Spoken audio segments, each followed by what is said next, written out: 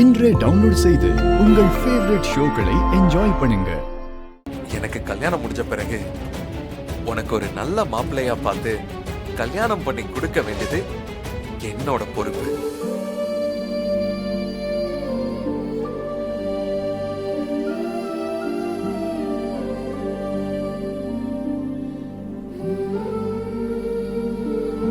என்ன இசை அமைதியாயிட்ட? உனக்கு கல்யாணத்துல விருப்பம் இல்லாத மாதிரி இருக்கு. கேள்வி கேட்கறது ரொம்ப ஈஸி விஷால், ஆனா பதில் சொல்றதுதான் கொஞ்சம் கஷ்டம். இசை, நீ என்ன சொல்றேன்னு எனக்கு புரியல. சில விஷயங்களை புரியாம கடந்து போறதே நல்லது. இசை, உன்னோட இந்த பதில வச்சு பார்த்தா நீ யாரையாவது லவ் பண்றியா? யார லவ் பண்ற இசை?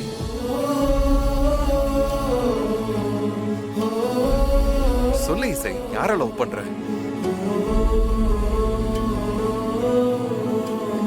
நான் உண்மையை சொல்லவா பொய் சொல்லவா? இசை, நீ என்கிட்ட பொய் சொல்ல மாட்டேன்னு எனக்கு தெரியும் இசை.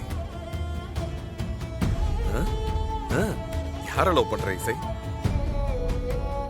சொல்ல விருப்பம் இல்லைன்னா பரவாயில்ல.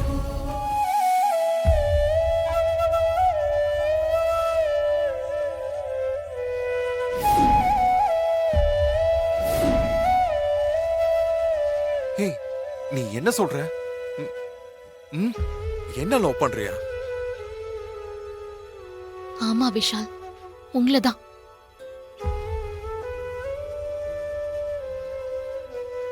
எனக்கு என் லைஃப்ல நிச்சயம் நடந்தது உங்க கூட தான்.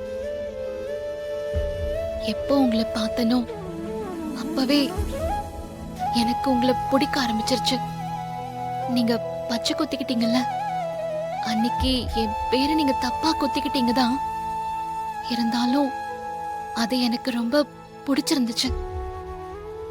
அதுதான் என்ன உங்களை லவ் பண்ண வச்சது. அது மட்டும் இல்ல விஷால், உங்க அம்மாவோட அன்பு கிடைக்கணும்னு ரொம்ப ஆசைப்பட்டேன். அவங்களோட அன்பு என் வாழ்க்கை முழுக்க கூட இருக்கணும்னு நான் ரொம்ப விருப்பப்பட்டேன் விஷால். இசை, நான் ஏதாவது தப்பா பேசியிருந்தாலோ இல்ல உன்னை காயப்படுத்தி இருந்தாலோ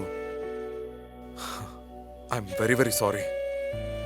நீ என்ன லவ் பண்றதுக்கு நானும் ஒரு காரணம் ஆயிட்டேன். என்ன மன்னிச்சிரு. ஐயோ, நீங்க ஏன் மன்னிப்பு கேக்குறீங்க விஷால்? இல்ல இசை, நாளையில இருந்து நீ யாரோ நான் யாரோ. உன் மனசுல என் மேல எந்த வருத்தமும் இருந்துடக்கூடாதுல்ல, அதுக்காகத்தான். I am very sorry.